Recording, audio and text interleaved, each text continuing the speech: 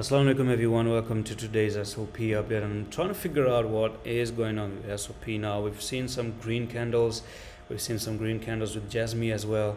So far there's one resistance that it still fails to cross, and I'm going to show you there's a good nice chance that you cross this resistance and you're going to be really be amazing to move a little bit higher. So number one, you do have some sort of a double bottom right now.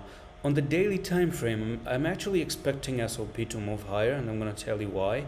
So here we are. This is the place that you're trying to break, and it's going to be 420 level. You're at the 412. So if today you actually end up holding that neckline here, or a level of resistance right there, then I'm expecting SLP to move at least from there to there. Then you're going to be looking for SLP to actually jump all the way to this price level up here, which is going to be 532. I just want to bring the EMAs as well and look at how the EMAs are behaving. So this is for the first time you've been above the 10 and the 20 for a while, and you made it that really big huge green candle and that nice bullish statement, which means the buyers are actually stepping in right now.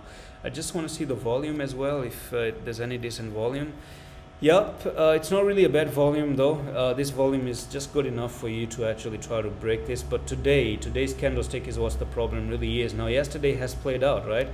Today is what really matters, and today means that you have to hold the 420 level. If you're not doing that, that's going to be bad, and it's going to be way more visible on the 4-hour time frame. So let's shift there, and this is a level that I want you to look after, right? So you have the one touch right there, the second touch right over here, got another touch and rejected, right? So you are being rejected. You're not passing the retest or anything. You're not even passing the resistance, as a matter of fact.